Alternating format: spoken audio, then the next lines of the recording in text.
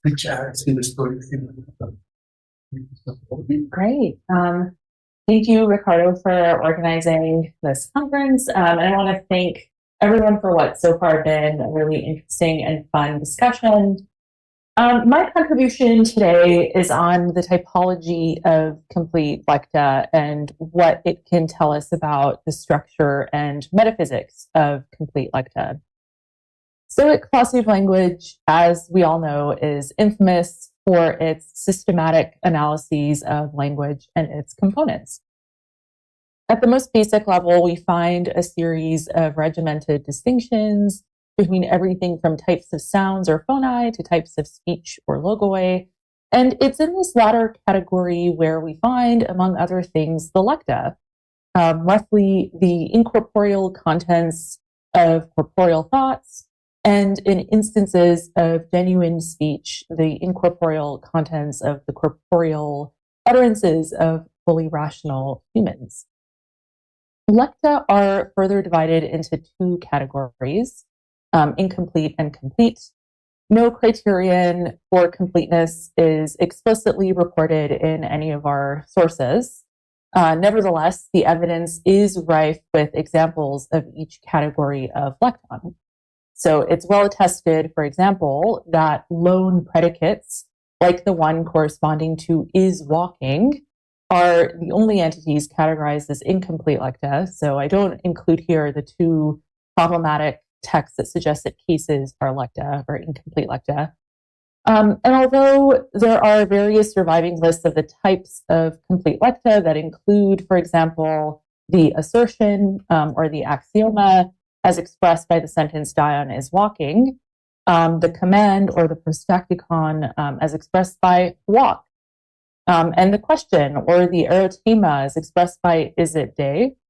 There are discrepancies between the lists and no principle for the type differentiation of complete lekta is reported.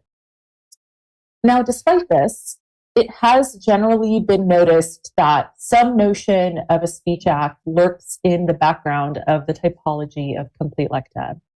As a note, throughout this talk, I use the term speech act as interchangeable with something like illocutionary force. And when I say speech act in the Stoic context, this need not be vocalized speech. Thinking a declarative thought would also count as loosely a speech act, though it's not externally vocalized. And that's a permissible move, I take it, given that thinking is a kind of internal speech, or endiathetos logos. The notion of a speech act was, of course, introduced in the early 60s by J.L. Austin in his How to Do Things with Words, to describe those expressions whose utterance constitutes an action. So to quote Austin, these are cases in which by saying something, we do something. So in the Stoic context, scholars have acknowledged, for instance, that assertions are differentiated from commands, at least in part because what one does in expressing an assertion is different from what one does in expressing a command. At the same time, it seems as though lekta are only graspable to us by means of the sentences that express them. And this much is clear, for example, from the fact that our evidence reports the types of complete lekta by appeal to examples of each type given in the form of a sentence that expresses it. And so there's also a question about whether the typology can tell us anything about the relation between complete lekta and the sentences that express them, and more specifically, whether the typology depends in any way on grammatical considerations. So my aim in this paper is to offer a more substantial investigation of the role of speech acts in the Stoic typology of complete lekta than what's been given so far, and to explore whether it can tell us anything about the structure and metaphysics of complete lekta. The investigation will yield the following results. First, as it pertains to the principle of type differentiation, complete lekta are univocally type differentiated strictly by the speech act that the speaker performs by expressing them. Second, with respect to the role of speech acts in complete lekta, speech act types correspond to movements in the soul, and hence speech acts or cognitive acts, again, since thinking is a kind of internal speech, are underlying structural elements of complete lekta that unify items such as predicates and cases into complete lekta. The upshot, I'll suggest, is that the Stoics offer a distinct and viable theory of the structure of content that rejects the content force distinction, is not vulnerable to the problem of the unity of propositions, and a theory that is counter to what's been argued just historically, an alternative to both Phrygian and Russellian theories of propositions. So this will roughly take the form of a skeleton of an argument. Much of it won't be brand new. Some of it will, and I hope the implications will be brand new. But it is very much a work in progress, and so I welcome any help that you all might have. So the first thing to do is to look at the list of the types of complete lekta. We have 11 more or less substantial lists that report the typology. Of those, I include here only 8 of them, roughly following Schenkeveld's kind of monumental study of this question. In section 1 of the handout, you'll find a list labeled A through H, and these are the sources that report some version of the typology. And if you flip to the very back of the handout, you'll find a table of the reports of the types that correspond to each of these lists in the reports, and the various examples of the types in those lists or references to the examples. So you might need a magnifying glass to see it with any clarity, because it turned out really small, but the table is not the same, but it's adapted from the 2 schemes that show up in Schenkeveld's study from the 80s. Okay, so the canonical source for the typology is the list from Diocles in what I've labeled A on the chart. And it's also in T1 on the handout, which is Diogenes Laertius 765 to 68, where we find 10 types of complete lekta. So we find assertions, questions, inquiries, commands, oaths, curses, suppositions, addresses, quasi-assertions, and doubts. Earlier on in 763, syllogisms are also classified as complete lekta, but following Fulzer, I omit these just for now. Other sources report different lists. In a testimony from Sextus Empiricus, which is list B, in the chart, and then T2 on the handout, we find a considerably more limited list. And this one includes assertions, commands, inquiries, curses, and quasi-assertions, as in the Diocles list. But it omits questions, oaths, suppositions, addresses, and doubts, and it adds prayers.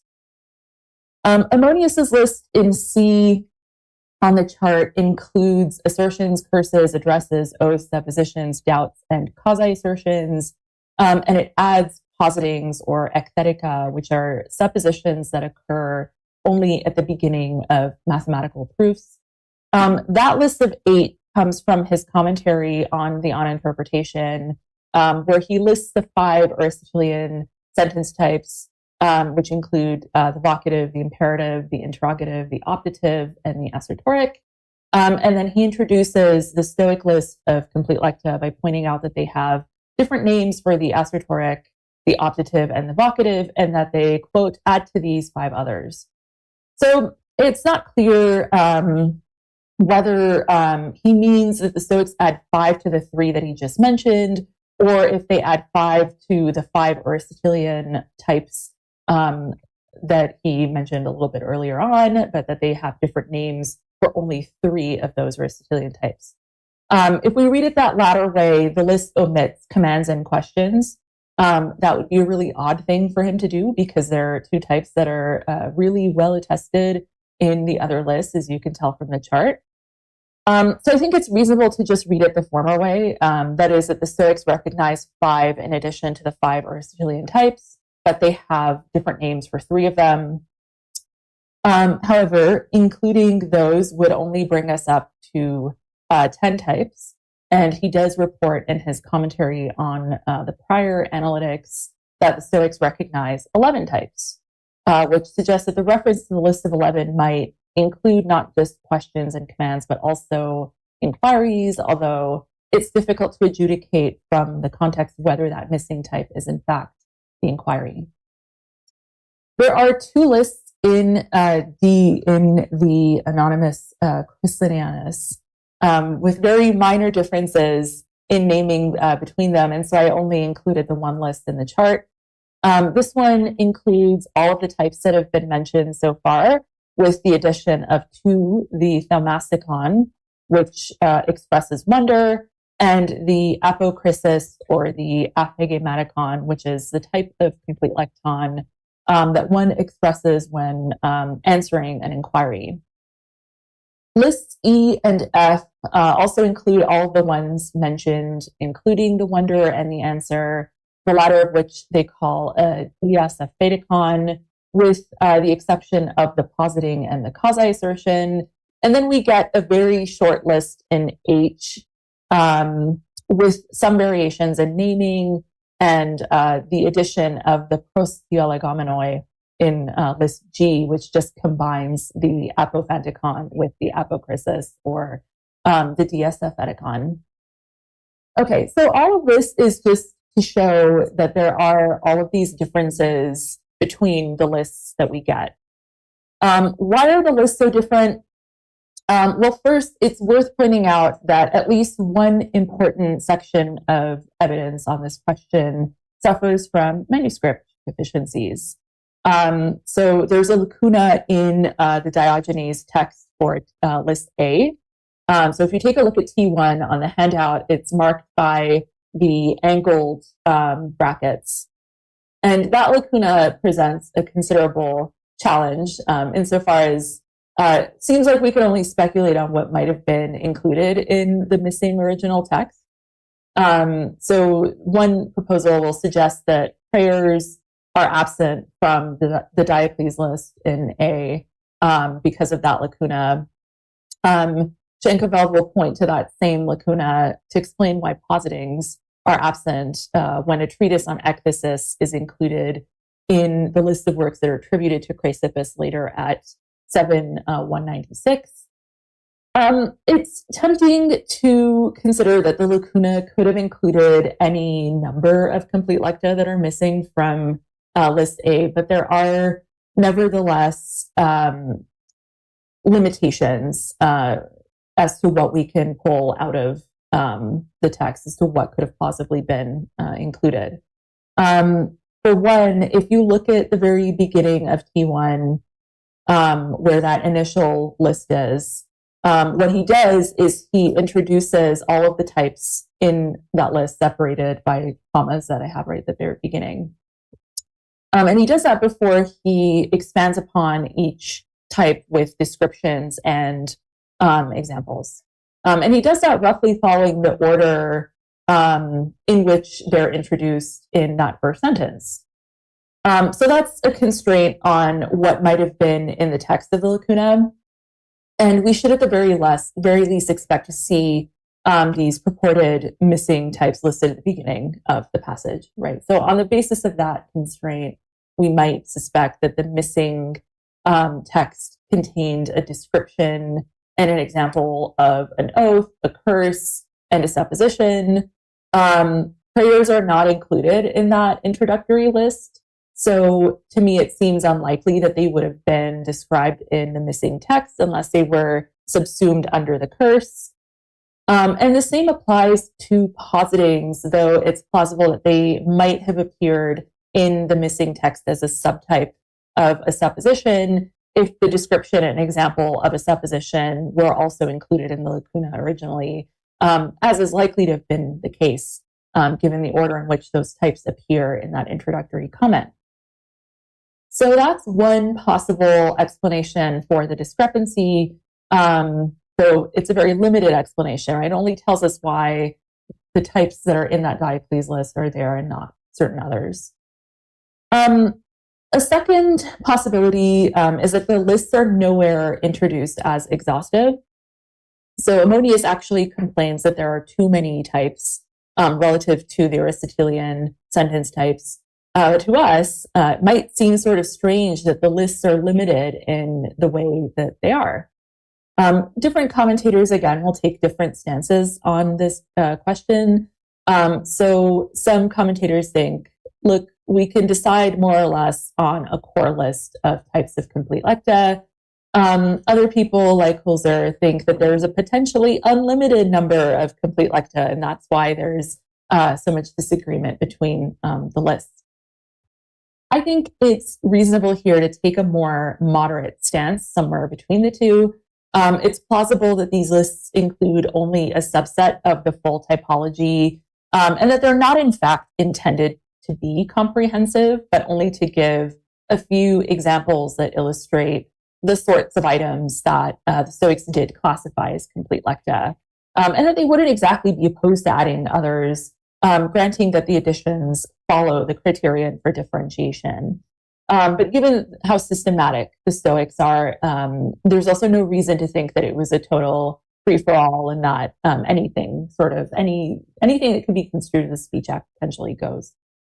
Finally, given the extent of disagreement within the school over the many years in which it was active, another possibility that might account for the discrepancies is that different members of the school simply disagreed about what would count as a type of complete lekton, or alternatively, that the lists themselves underwent several courses of revision over the school's activity across time. So this would explain why some types, like the wonder and the answer, only seem to appear more sparsely and in later sources, and why assertions drop out of the later lists in favor of statements. So earlier on, you find axiomata in the typology, and then later on, we eventually shift into calling them an apophantikon. So these would both constitute later developments of the typology that were not maybe a part of the core doctrine of the earlier SOA, which suggests that the question of what types of complete lekta there are was very much a live one that generated discussion and disagreement among members of the school. So for the sake of getting discussion off the ground, my approach will be to just proceed with a core list of the types that we find in A and B. But that's not to deny that the other types of complete lekta should also be considered proper types. So with that said, let's try to articulate the principle of differentiation behind the typology. And for this, we should look at some text. And in particular, I want to point out that the types in these lists are described in a formulaic way. So take a look at T1 and T2. I'll only read out the underlined portions of text. So the first bit of underlined text in T1, an assertion or an axioma is that by saying which we make a statement which is either true or false. A little bit further down, a command is a thing that we command when we say it. For example, you there walk along the streams of Inachus. And then later, starting from inside the lacuna, an address, a prosagoruticon, is a thing that someone would say if they were to address someone, as in, glorious son of Atreus, lord of men, Agamemnon. Same formula in T2, again, focusing on that underlined text. They call some commands, which we speak when we give commands, such as, come here, dear girl. And some, kind of in brackets, they call statements, apophantika, which we speak when making declarations, such as Dion is walking, and inquiries, pusmata, which we speak in asking a question, such as where does Dion live? The thing to notice is that neither source reports an explicit criterion by which the types are differentiated. Nevertheless, the descriptions follow a pattern. So here's a formula to generalize. A complete lekton of the S type is a thing such that by saying it, we are S-ing. And Holzer draws this equivalence. X is a lekton of the S type, if and only if by saying X we are S-ing. And that formula tells us that what is criterial is the speech act. So notice that while we're given examples that are sentences that express the corresponding type of complete lekton, neither source appeals to features of the sentence as the principle of type differentiation. So at no point do our sources say that the types are distinguished from one another on the basis of, for example, the mood of the verb in the sentence that might canonically express it, or the addition of a phrase like ara when the type is interrogative. And there are good reasons for this. In particular, the structure and grammar of a sentence can't be criterial because the same sentence can plausibly express different types of complete lekta. For example, both questions and inquiries have the same structure and grammatical features, so they can't be distinct from one another on that basis. They're distinct because what you do when you ask a question is different from what you do when you inquire. When you ask a question, an eratema, you request a yes or no answer that can be given in the form of a gesture. When you express an inquiry or a kusma, you request an answer that cannot be given in the form of a gesture. Or you can express a curse, a prayer, and a command, all with the imperative. So there isn't a one-to-one correspondence between grammatical mood and type of lekton.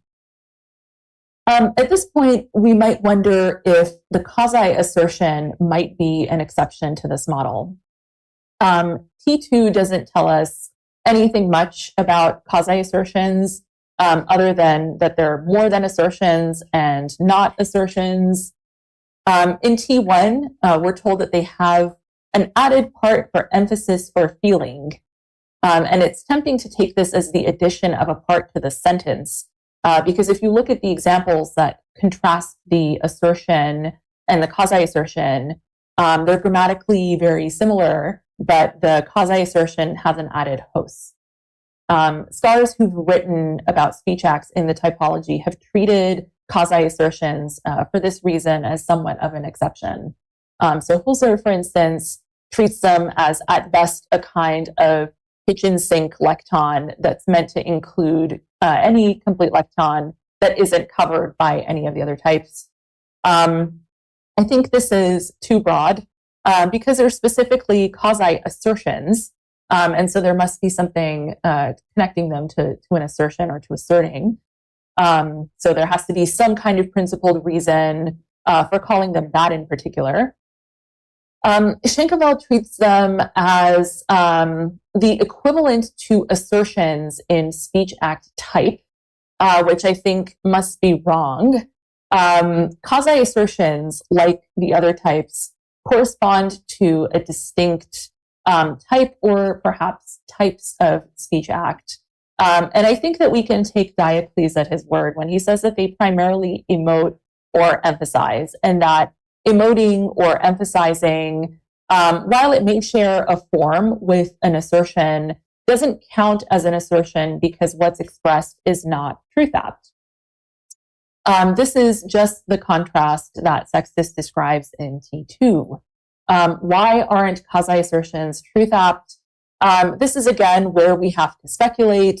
My guess is that in much the same way that redundancy is a kind of needless lengthening that damages the validity of an argument, so too the added part for emoting or emphasizing is a kind of needless lengthening that damages the truth aptness of a lekton that might have otherwise counted as an assertion.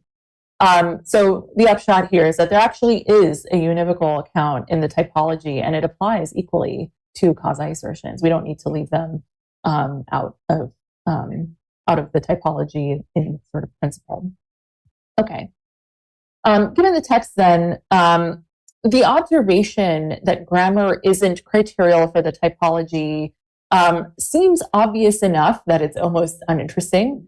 But despite this, some commentators claim that there is what's called an isomorphism between sentences and lekta, which we saw just now with Marianne's presentation, right, with this account of the semantics of nouns trying to help us with the semantics of assertions.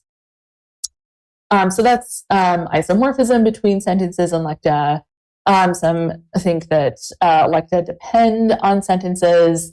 Now, this question about the relation between sentences and lekta is obviously a massive can of worms that I don't think needs to be opened today or for the purposes of my talk, largely because I think there are going to be different ways to qualify claims about isomorphism and dependence that might even make them true.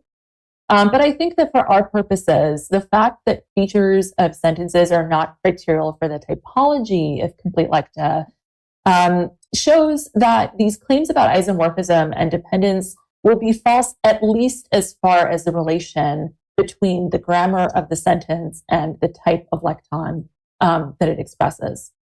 So those claims might still be true if they're qualified in different ways, but if we qualify them this way, that's a respect in which they'd be probably false.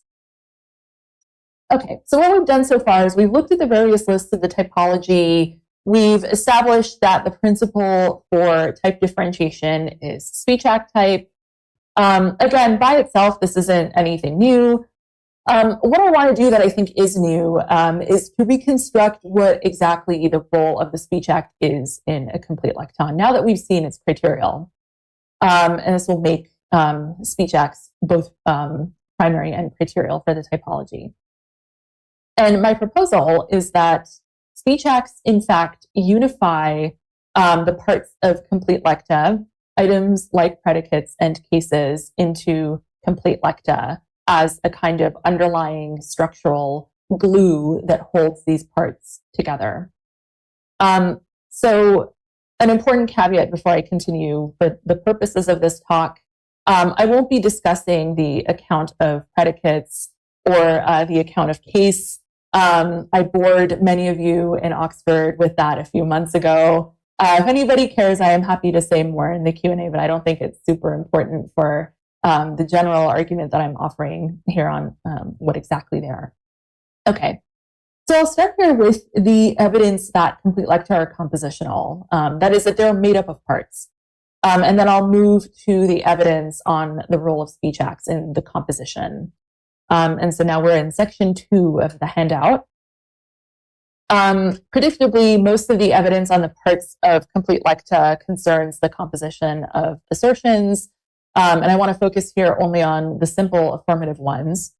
So we have T3, T4, and T5. We'll just read through them together. Okay, so T3 from Sextus. For example, it is day is a simple assertion, inasmuch as it is composed, soon as taken, not by the same assertion taken twice, nor from different ones, but it's a combination, synchretai, of certain other things, namely the day and that it is. T4 from Diogenes. A predicate is what is said of something, or a thing capable of being arranged, syntacton, with something or some things. Or an incomplete lekton arranged, syntacton, with a nominative case becomes an assertion. And T5 from Diogenes again. A definite assertion is one composed, synestos, of a deictic nominative case and a predicate. For example, this one is walking.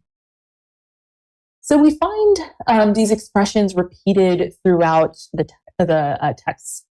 Forms of sunestemi, sunprinane, syntacton. All of these indicate that simple assertions, a type of complete lekton, are composed of certain other items. And those items, we're told in T3, are the day and that it is. And then in T4 and T5, they're cases and predicates. And it's in a predicate being arranged somehow with a case that assertion is generated. We also have this difficult text in T6 from Chrysippus's Logical Investigations. The context, as far as we can tell, is a puzzle about the composition of the lekton that would correspond to the command walk, since it is day. So whether the predicate just corresponds to walk with an extra bit added external to the lekton, or if there's a predicate that corresponds to walk since it is day as a whole. So let's read the text. It says, but perhaps we say the following in two ways. And I left this bit untranslated, peripate epe hemera estin, so that according to one of the lekta, we command this whole thing to walk since it is day. So you'll notice it changes form into an infinitive. While according to the other, and it is this one, which is more evident, and the one of which we make use more readily, to walk is commanded, and the rest occurs from the outside. And then the rest is cut off. Okay. So Jonathan Barnes, I think, has written a commentary on the column of text that follows this, where Chrysippus offers other examples of similar commands that have the form, do this, otherwise do that.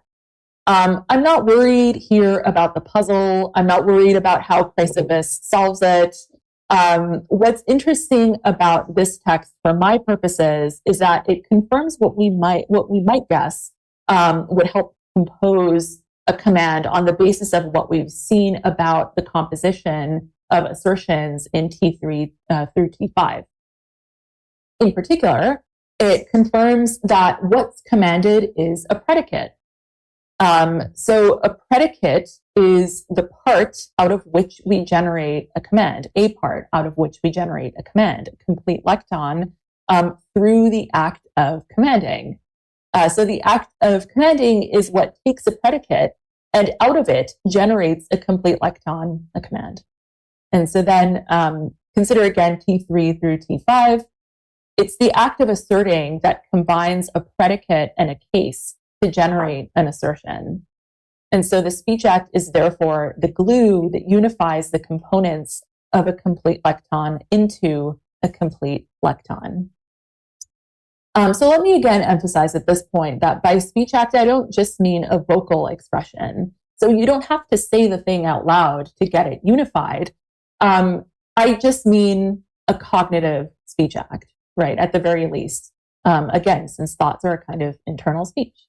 So when I vocally express Fido is barking, for example, I'm unifying the case and the predicate into an assertion through a vocalized speech act.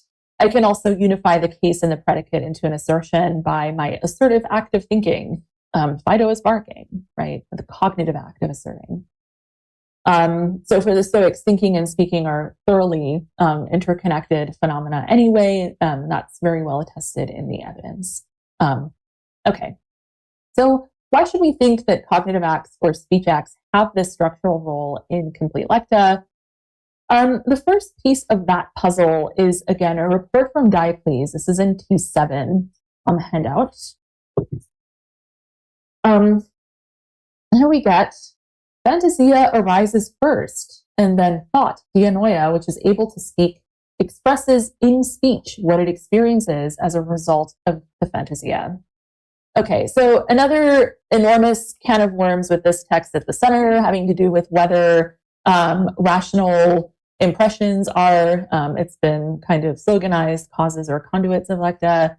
And so whether rational presentations are just the way that lekta are perceived, or whether lekta arise from and in consequence of rational presentations. I'll assert without argument, because other people have convincingly made the case that the latter view is probably the right one.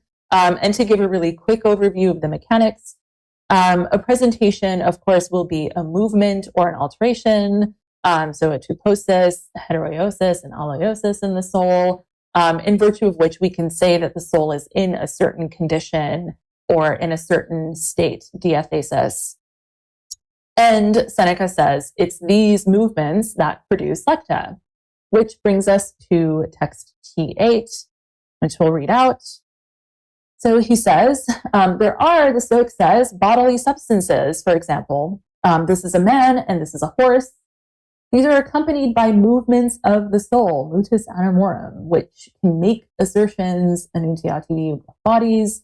These movements have a property peculiar to themselves, which is separate from bodies.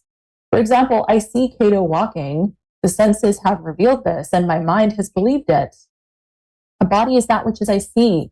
that to which I've directed my eyes and my mind. Then I say, Cato is walking. What I now express, he says, is not a body, but a certain assertion about a body, which some call an axioma, others a thing stated, others a thing said. So naturally then, different movements of the soul will correspond to different conditions of the soul, and hence different presentations.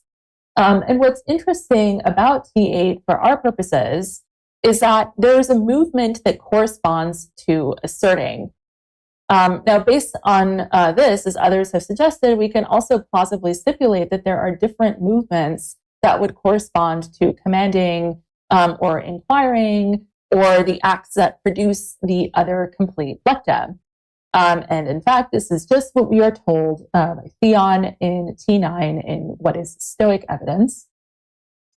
He says, thought, dianoia, is moved by one thing, not in one way, so that the fantasia that has fallen upon it is imposed upon it the same way, but in many ways, and at one time we declare things, while at others we ask them. For this reason, nothing hinders us to express what's offered by fantasia in all these ways, which at the same time are all equally fine. So now we can pull it all together. Think back to T6, when we command the predicate to walk. Commanding is the movement of the soul that takes a predicate and generates a complete lekton, the command to walk. So in a sense, it unifies the predicate or completes it into the complete lekton command. So if you take a look at the very end of section 2 on the handout, I have some examples of how that might be formalized at the very top of the last page.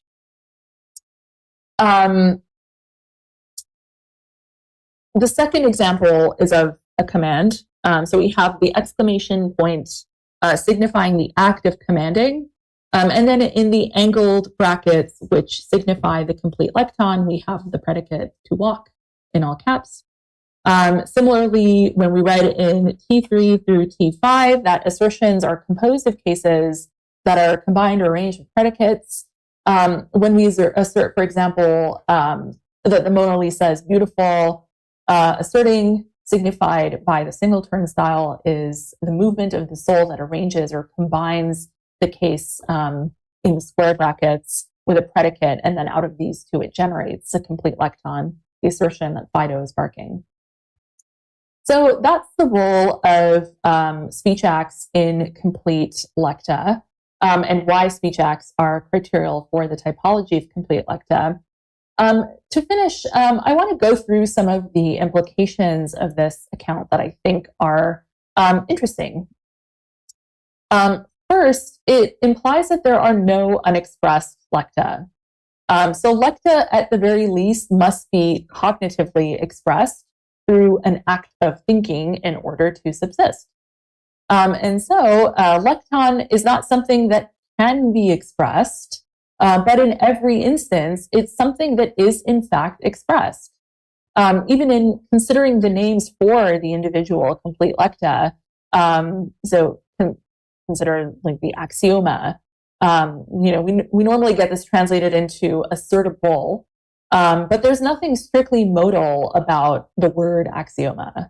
That ma suffix actually signals that it's the result of something, i.e. the result of asserting. And this, of course, also means that lekta are wholly mind dependent. Second, the larger view that I'm building toward that goes beyond the scope of this paper is that at the very least, the items that go in the subject position of a complete lekton have reality external to lekta. So something very roughly like the structure of an early Russellian proposition.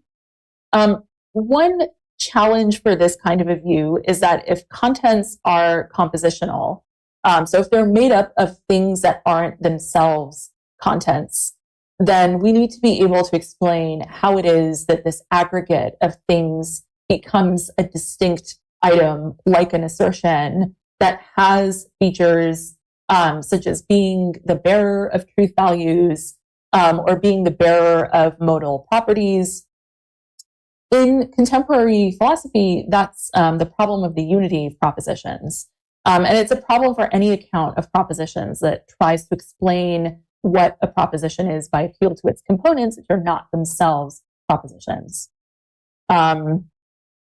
That's because you also need to explain how those components are unified into a proposition.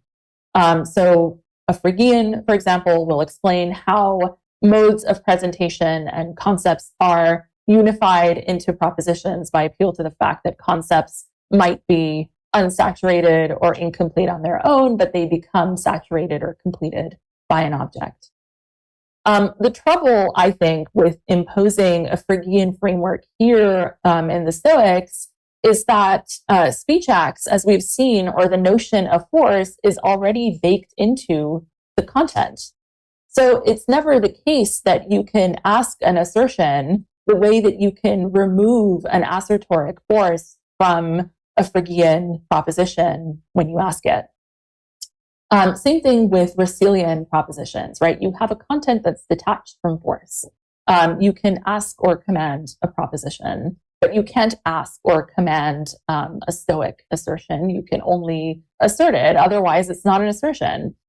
So if I'm right about the structure of complete lekta, that speech acts or cognitive acts are a unifying structural element, then the Stoic account of complete lekta is an account of content that is compositional, but still unified. And hence it's an account that isn't vulnerable to the unity of propositions. And it does this by denying the content force distinctions, very familiar in analytic philosophy of language since the 20th century. And finally, commentators, not unanimously, but usually will argue that complete lekta, at the very least, assertions are early analogs to either Phrygian propositions or to Russellian propositions. These are the views that we get most forcefully defended by Susanna Bodzian and by Michael Freda. And again, if I'm right that speech acts are a kind of deep structural element of complete lekta, they're actually neither Phrygian propositions nor Russellian propositions, but they're much closer to what's called a cognitive acts theory of propositions, which has been most forcefully defended in the last decade or so by Peter Hanks and Scott Soames. And so we get out of this this reconstruction a viable alternative to what's been proposed historically. Thank you.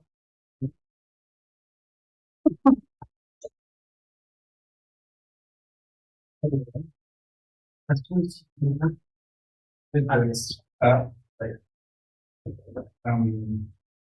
Thanks. That's very, very helpful and helps me with things I've been thinking about arguments, which I'll describe this more based themselves as complete lekta. I want to ask you a bit more about implication one. Is your point the strongest one, which is that lekta subsist only when they're expressed, and as long as they're expressed? So this kind of strong mind dependence. Or the still mind dependence point, which is weaker, which is lekta subsists only in the measure in which rational beings, including human beings with a language, exist, who are able to do these things with words and able to express them. But that doesn't mean that electron, which have never been expressed by human being or never been expressed, is not by electron. It's still the kind of thing by saying which we could make an assertion, even if we never make such an assertion. What is the point your point one?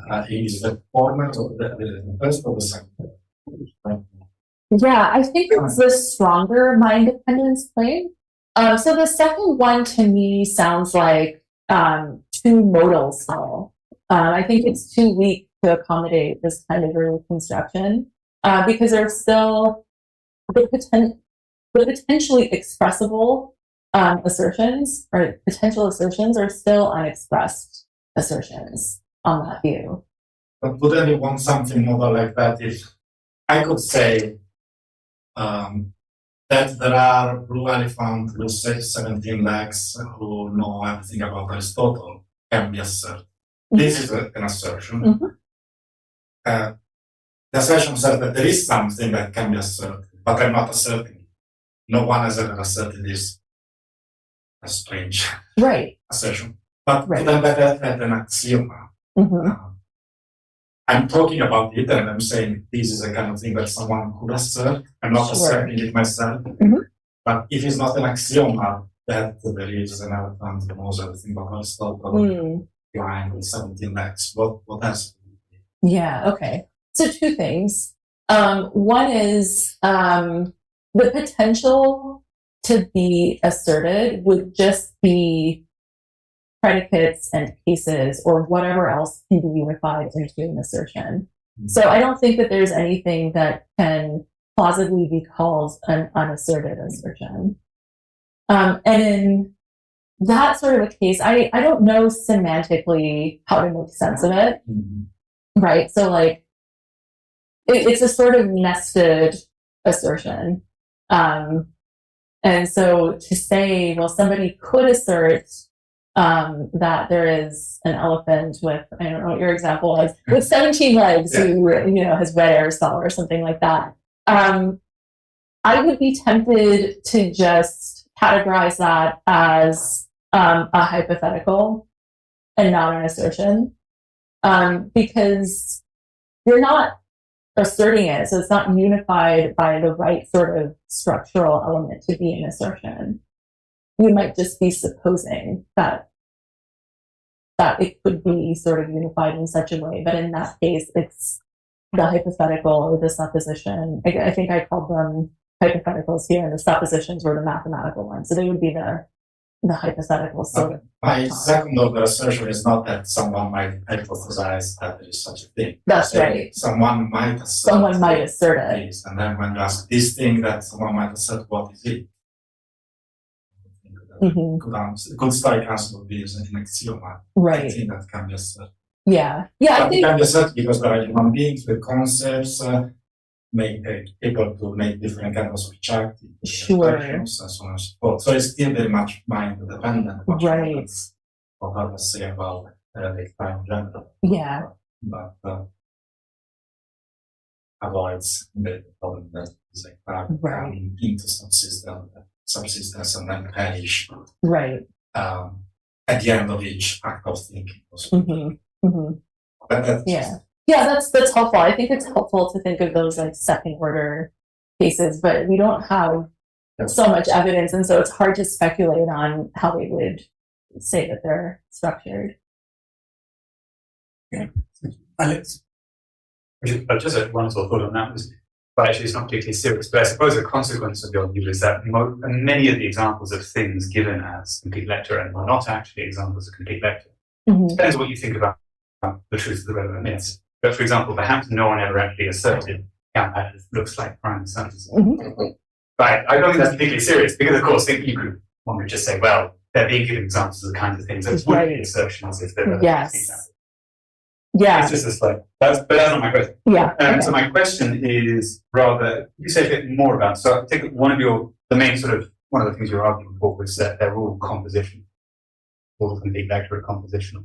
Yes. And I was just interested if you could say a bit more about it, and how that story works for you. And in particular, I mean, it works for the assertable assertion. Sure. But I didn't really get how it works for the commander.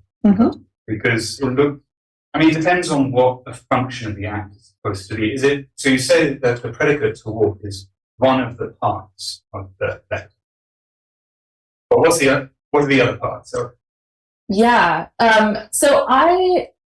the only evidence I think we have on this is this fragmentary text from the PHERC.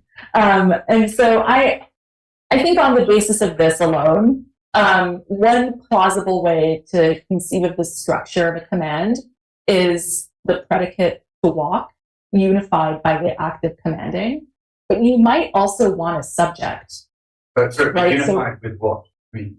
It's unified into a lekton. So it goes from being just a lone predicate to being commanded. So it's not unification in the sense of taking two things and making them one, but it's taking this thing and making it into a complete lekton. Right. Yeah. So, well, so you could also, it might be like transformation. Right.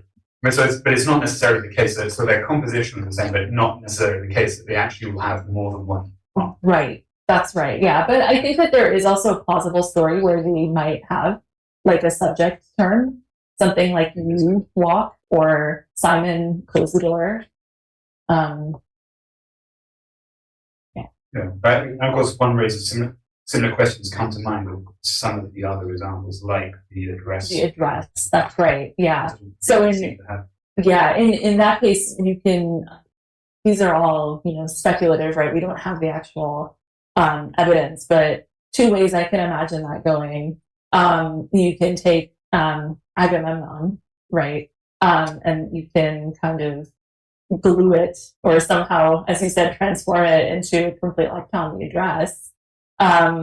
Or we can come up with a predicate, pay attention to me, or like, I don't know, something that you would want to do with a command.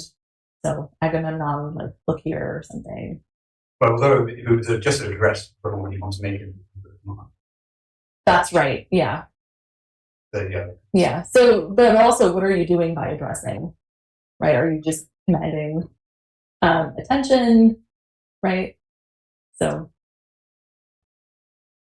yeah. I also actually wanted to say something about no, it wasn't a silly point. I think it's actually interesting that the examples themselves are not even examples of lekta because they're just like no one's asserting it is day when you're just giving an example. And I think they have a clever way of dealing with that, which is just to say that, look, yeah, these aren't lekta. They are examples of quasi-speech or superficial speech, which, they don't properly express lekta, but they're nevertheless meaningful in a pedagogical context. Yeah. Okay. Now, Ryan, then Anna, you were one, then Mariam, and then Simon, and then. Okay, thank you. I find myself a little worried about your first implication, in part because of the role of predicates in the metaphysics of the Stoics. So I have a number of questions about this, but the thing I want to ask you now is just, I didn't quite catch how this implication was supposed to be reached. So could you just try and say precisely how you get it? Because as best I can tell, none of your texts actually say that. I mean, it looks more like an explanatory hypothesis. So could you just try to just say precisely what it is that's supposed to give this implication? Yeah. So if you need, let's just say, cognitive acts to unify predicates and, let's say, cases, other parts of lekta into lekta, then you can't actually have any ununified complete lekta, right? And so then they need to be at the very minimum thought in order to subsist. Yeah, but where is the text that says that it is a cognitive act in each case that does the unification? So the unification I'm pulling from, let me find out.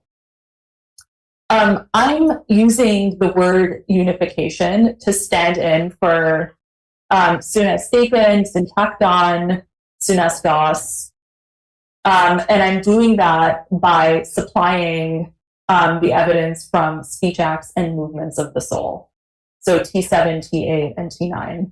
And also, I guess, T6 from the act of commanding. So wouldn't an opponent be able to just insist on taking these in a non-cognitive way? It's just about the composition of the lekta. It's not about our composing them. Well, then what do we do about T7, T8, T9, and T6? I mean... And what is it that arranges them together? When are they arranged together? Well, these texts might, this is going to be flat-footed since we have to go into the details of these texts. Yes. But as best I can tell, these texts are also not quite far from definitive on this question. T7, it doesn't say that. Yeah, but T7 gives us the first bit of machinery to get movements of the soul corresponding to speech act types and lekta. I mean, so here's a flat-footed way to put it. Yes. One way to read these texts is as explaining how human beings get to express lekta. Mm-hmm. Whereas you want to take them as saying, explaining how lekta get to be made. Right. And how you move from the one to the other. Well, lekta are tied to rationality, are they not? So are there other rational animals other than humans that would be able to relevantly combine them? Well, I mean, there's the causal case. Mm-hmm. Which is? Well, I mean, if we have your implication one, mm-hmm. presumably covers also incomplete lekta. Oh, I see. Yeah. But I mean, the fire burns the wood. Yeah. It causes the wood Good. to burn. Yeah. Okay. So I think maybe this is a little bit sloppily expressed in implication one. I think the question about incomplete lekta, so this applies to complete lekta. That should have been clear in the handout. With incomplete lekta, like predicates, those I think there has to be a different story. And I think you're right that the causal context makes that necessary. So I don't think, I mean, I don't know. I think there's an open question as to, do we need human minds in order for the butter to be melted? Right? We pretty clearly know, right? It's pretty easy to generate some seemingly odd consequences of this, right? Mm-hmm. Even bracketing the issue of direct application to incomplete lekta, right? Suppose we say that the fire burns the wood. It caused the predicate being burned to mm-hmm. belong to the wood. Mm-hmm. Now, we would think that this means that it is true that the wood is being burned. Right. But there is no such proposition unless someone has expressed it. That's right.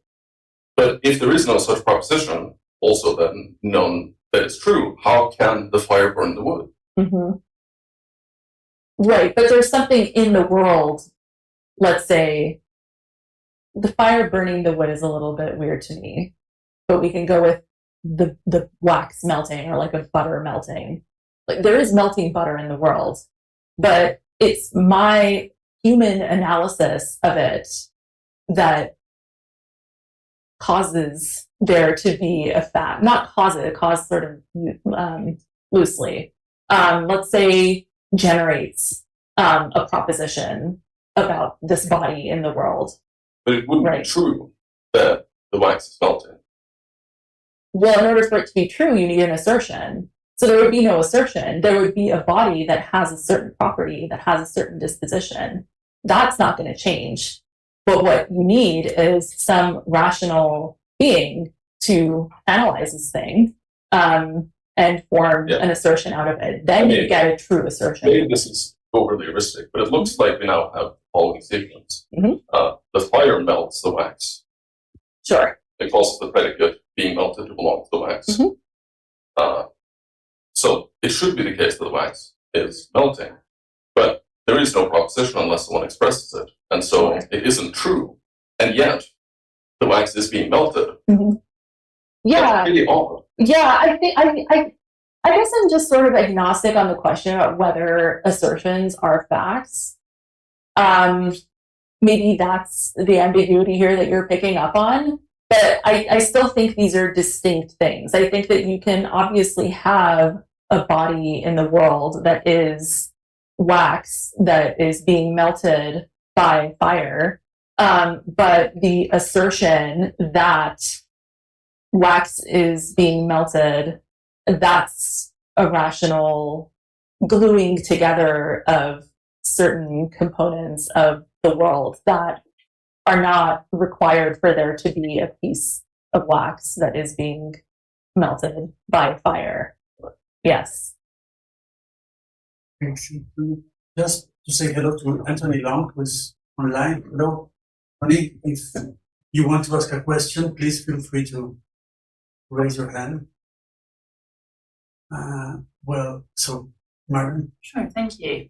So just as a preamble, I think one thing that you might say in answer to Lucas' worry, Well, I thought your point about the movement of the soul might give you an answer to that. Is another way to put that? Mhm. Because it looks to me as though when you're considering the sort of second order axioma, you might be able to say something like that involves some kind of movement of the soul, like that thought is in itself enough to, on your view, generate the assertion. So you don't yourself need to be asserting it, you need to be like thinking that proposition, and presumably when you're thinking about whether or not that proposition is true, you have to think the proposition. Mm-hmm. So there might be a movement of soul that's sufficient to generate the assertion, Mm-hmm. or something like that. Mm-hmm. Well, I don't know. I'd be keen to hear what you think about that, because I think it might hinge on. Well, my question had to do with the worry that it looks like if what generates those different types of complete lekta is all movements of the soul, and what individuates them is movements of the soul, then the proposition P that you're thinking and the proposition P that I'm thinking are different propositions. Is that not a problem? Good, yeah.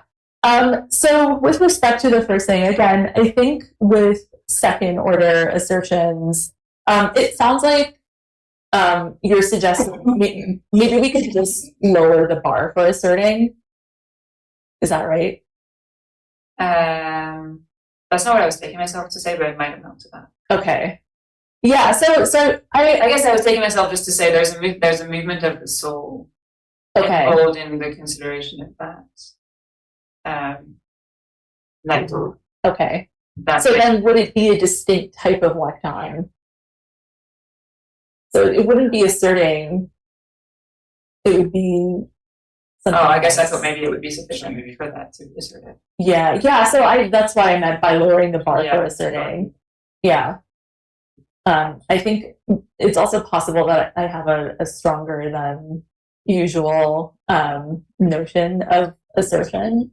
That might be one way around it, but I think what you're suggesting on the picture that I've given here would correspond to, well, it would just be a different kind of complete lekton, entertaining something. Can I give you another example? Yes. So if I form an impression that snow is white, that's a movement of the soul. In fact, that's kind of the evidence that you're working on. Mhm. The content of the impression that I formed is the proposition that snow is white. I haven't asserted that snow is white, but in forming the impression, I've somehow like entered into some kind of relationship with that proposition. Good. And so the movement of the soul that's involved in the forming of the proposition, presumably in that case, has to be sufficient for there to be a proposition. Good. And so I guess I was thinking in the case of the second order, it would be exactly the same kind I of movement see. of soul. Okay, yeah, that helps. Yeah. Yeah. Good. There was one more question actually that Marion had. I just wanted to write this down. Yeah. So if I express Fido's barking, and you hear it, and you grasp it, and you're thinking it, turns out we're not actually thinking the same lekton. That is a consequence of my view. The movement of your soul is unifying those parts in one way, in the assertive way, and the movement of my soul is unifying those components in the assertive way also. But the token movements of the soul are not going to be one and the same. Doesn't that give up on like a really great feature of those theory that lekta are receptive? Well, I think you might still be able to get objectivity out of it, because the parts are being unified by the same type of thing, the same type of movement, and that might be sufficient to get you objectivity. Okay, we should keep talking about this. I don't see how, but we should. Yeah, I'll ask you. Sure. Second, Anthony Hayden. Yes, thank you so much. Really great to just see a list like that in the charts. This is wonderful. I have a question about the sort of, I guess this is also sort of tying into some of the stuff with implication number one, but what about like the role that the active principle plays potentially as like a cognitive agent that can do the sort of things that a cognitive speech act can do in a human rational animal? I think, like, to quote Simon, the world is governed by an enormously complex occurrent act of thinking carried out by the divine mind present everywhere within it.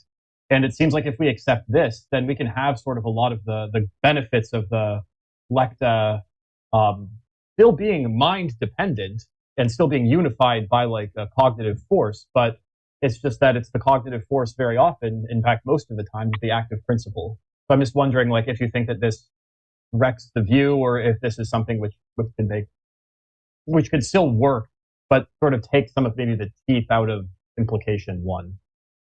Yeah, thank you. So that is a view that some people have, right? That lekta are mind dependent, but there is a mind that is always thinking every lecton. And so we're sort of nowhere south than if they were not mind dependent. I'm open to it. I guess in principle, if there is kind of a world mind that is capable of asserting all assertions at the same time, I'm cool with that. I don't have any issues with it. Yeah, thank you. God's mind, that's right. Yeah. Okay, Anna. Thank you. Yeah, I think mine is blocked to Alex's point. So I just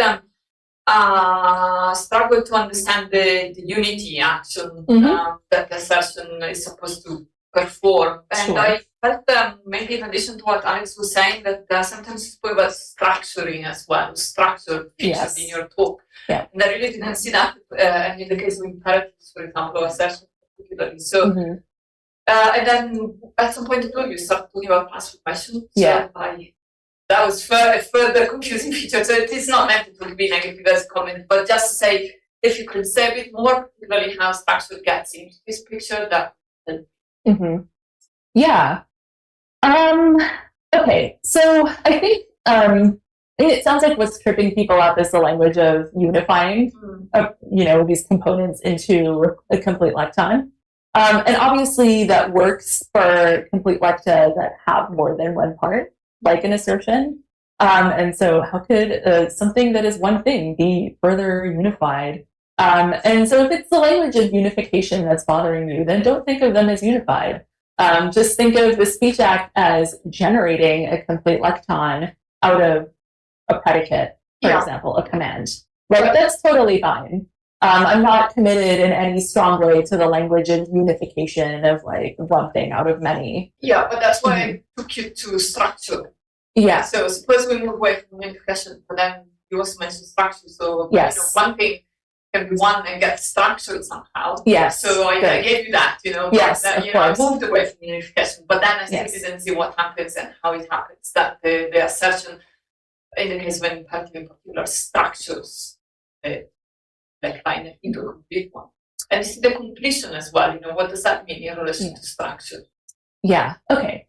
So without the act of asserting, let's take the example from the hangout. The Mona Lisa is beautiful. You would have a case that corresponds to Mona Lisa, whatever that is, and you would have the predicate is beautiful. You don't have anything in any sense structured yet, right? You just have a predicate and you have a case.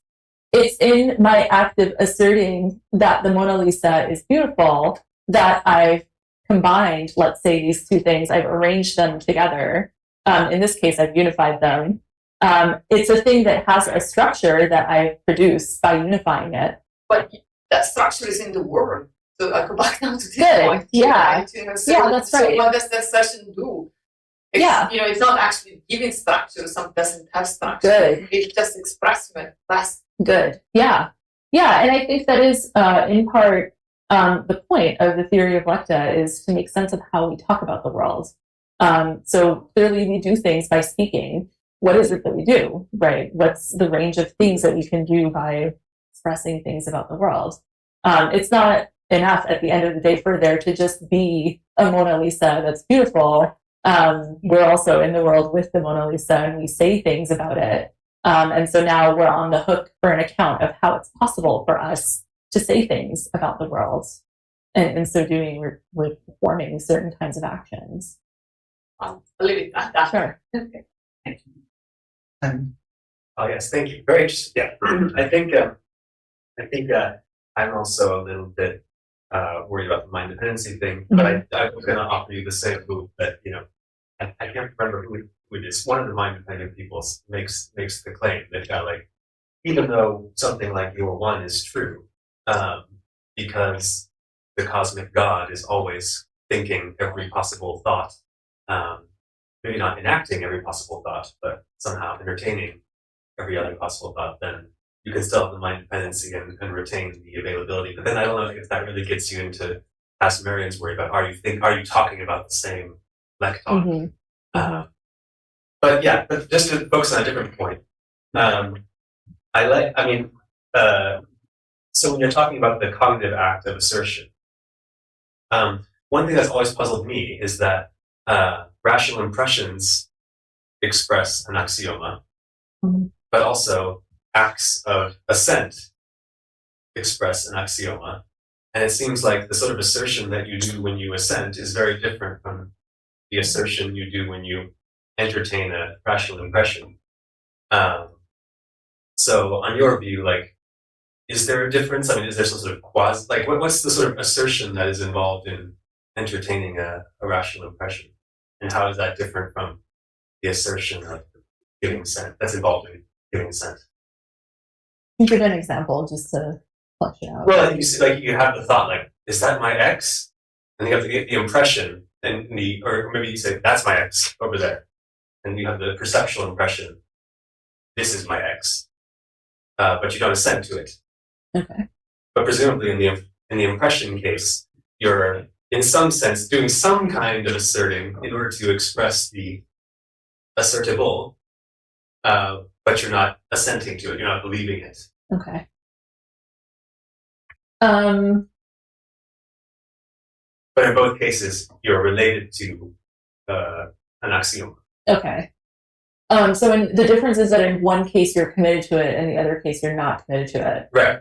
Okay. And that seems like a prima facie. That seems weird to call them both asserting. Yeah, I think so too. I have tried. I think without the most success. So if you look at the chart at the back of the handout, I want to be able to explain why it is that axiomata or an axioma all of a sudden is called an apophanticon. And I think that one explanation for that is that an axioma inherently carries with it a certain kind of like norm of commitment, just etymologically, right?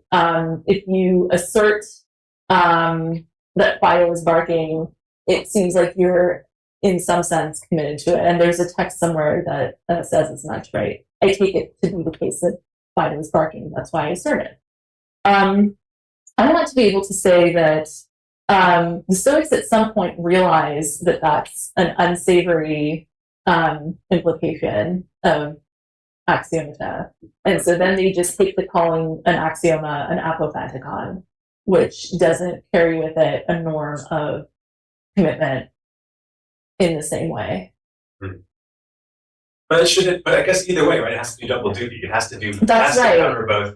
That's right. Commitments and your mere. That's right. Yeah, I think that's a problem, and I do think that part of the Michael Freda picture of like the genesis of lekta explains that, right? So you go from a predicate, an attribute, a thing kind of like causally results, let's say, the effect of a causal interaction, to a true thing to say, right? So the wax is being melted.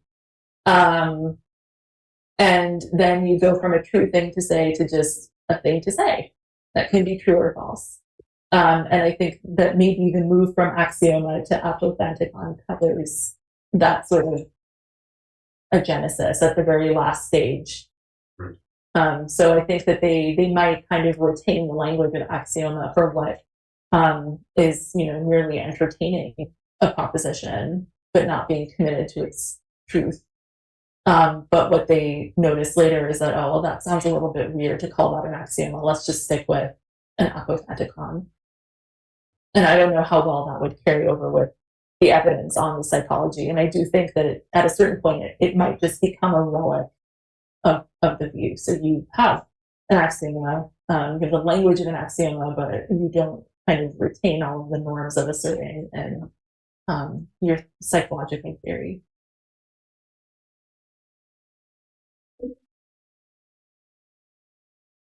Yeah, I mean, another thing that I'm thinking of is in some of the texts on endiathetos logos, they talk explicitly about suitenai and meta something moving.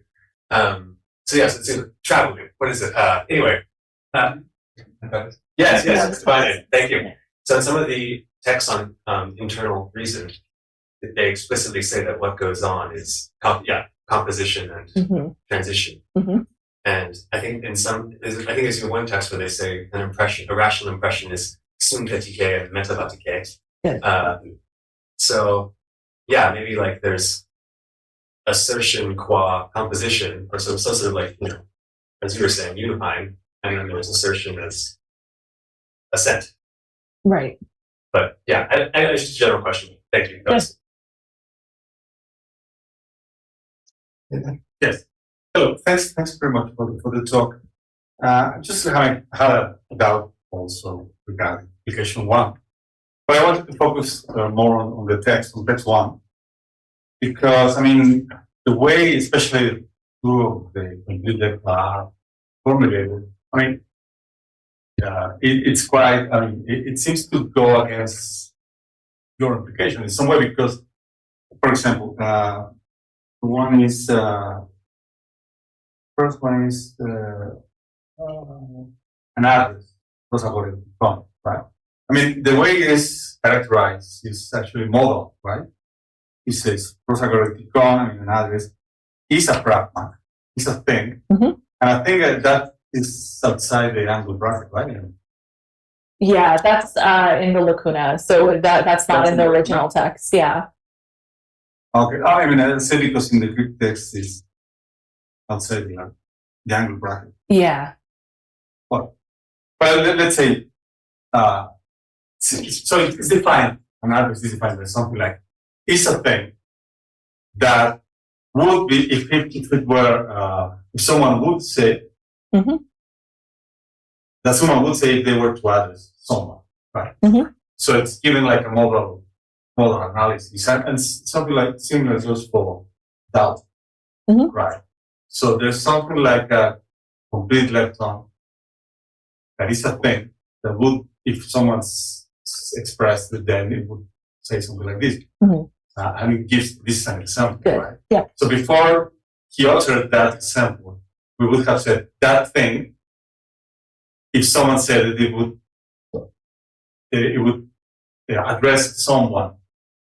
But before anyone said that it had this kind of existence, right? It was a thing such that if expressed, it would do this kind of cognitive function. Yeah. I mean, seems like the modal analysis seems to suggest that lekta somehow exists even if unexpressed. Yeah, so I guess I don't take the wording there very seriously. So let me just clarify. So you're talking about in T1, an address is a thing that someone would say if they were to address someone, as in, and then he gives the example. So the would there is what is suggesting to you that it's actually modal. And I guess I'm not reading it that way. I think, well, you know, if you were to address someone, i.e. if you were to actually glue the part into an address, that's what you would get. But before you glue it that way, you don't actually have an address. Yeah, but one more is the idea that it is a thing that would, I mean, if someone expressed it, it would say that it would say something like this, right? So it's just like has some kind of model even before expressed. Yeah. I'm not taking that wording to suggest something that strong, I think. And they are, at the end of the day, as Alex pointed out, like they're examples, right? This isn't actually a command because no one's commanding it or addressing it. So yeah, I think reading that into the report, I think it's just reading too much into the grammar of the report. Yeah. May I ask a question? What I wanted to ask is what's exactly your thesis in relation to the evidence that you provide? Mm-hmm. So your evidence for the mind dependence status of lekta is T3, T4, and T5, where we find these expressions of composition, no? That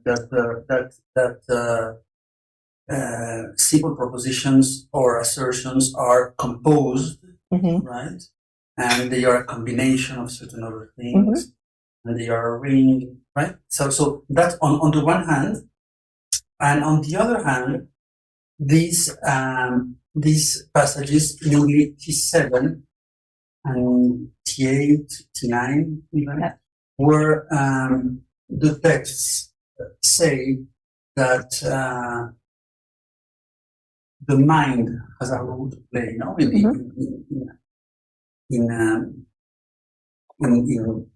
lekta. So, but I mean, what you say is that this evidence can be read as or can be interpreted in the sense that lekta are mind dependent, or the stronger thesis that the most plausible reading of this evidence is that there is some mind dependent. I mean, are you offering a new possible reading of the evidence, or you are saying that this is the right reading of the evidence? Good.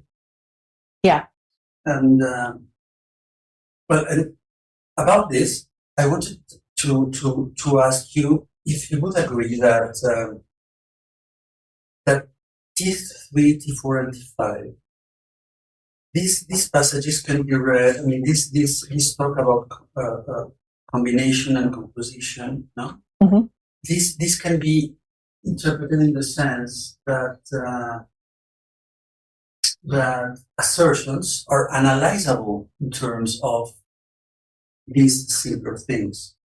I mean, they are not that they are the result of a composition, but that they are analyzable into, in which case they would be prior to the elements taken separately. Good. So I mean, so this connects to my first question, because I mean, this one would be one possible reading too of the evidence. Good. Yeah. So and the conclusion, I think, would be that the evidence is inconclusive as to which of the two is correct, no? And that, but that there are at least these two interpretations. Would you agree with that, or it's rather your thesis that, well, these texts show unambiguously that lekta are independent or are mental constructs of some kind? Yeah. So I think they're two different questions. Yes. So just on the project as a whole, where does the mind dependent step fit in? I'm after an account of the structure of complete lekta. That's my goal, is to reconstruct that. And based on what I have here, right? So T3 to T5, I'm taking as these assertions have parts. These are the parts. They're combined or arranged together. So question, how are they combined or arranged together? Answer, through a movement of the soul, i.e. a speech act. And so then we get a speech act that is kind of a deep structural element of an assertion that takes a case and it takes a predicate and it does the kind of combining that T3 to T5 are reporting to us. The mind dependent stuff falls out of that. Yes. Right. So that's as far as mind dependence comes in. If it's the movement of the soul that's doing the combination or the arranging, then you need a movement of a soul to have an assertion. So that's as far as the mind-dependent stuff comes in. The second part of your question, I think, is really interesting. So I take it that you're challenging that simple assertables, at the very least, are composites. Is that right? So we need not take T3 to T5 as evidence that simple assertables have proper parts. Rather, you just have a simple assertion, and it's analyzable into maybe these elements, but that doesn't mean that they're compositional. So it's just a question for clarification. Yes. Yeah. Well, they are compositional in the sense that they can analyze into them.